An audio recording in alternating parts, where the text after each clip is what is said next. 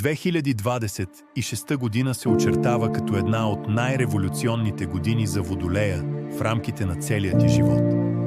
Причината е историческа. Планетата на трансформацията Плутон вече се е настанила трайно в твоя знак, а през 2026 година тя започва да прави хармонични аспекти с други големи планети. Това е година на голямото пробуждане и заемане на лидерска позиция. Ето подробен общ хороскоп за Водолей за 2026 година.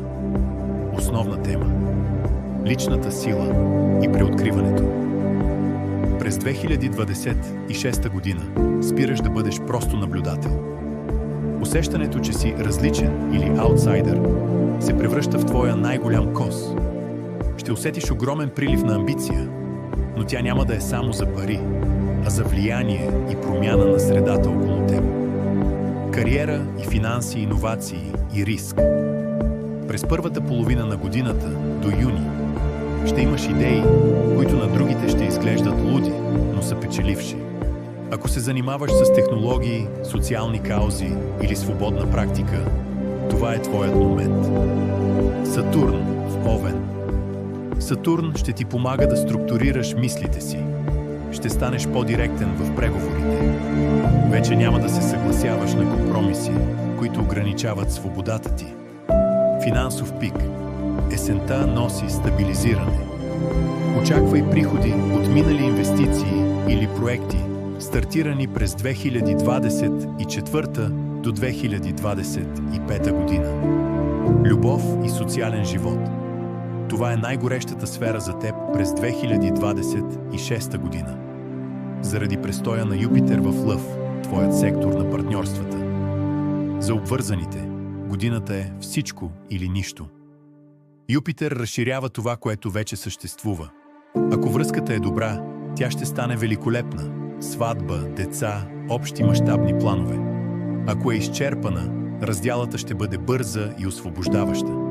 За необвързаните, очаквайте съдбоносни срещи. Хората, които влизат в живота ти през 2026 година, ще бъдат ярки, харизматични и вероятно с по-висок социален статус.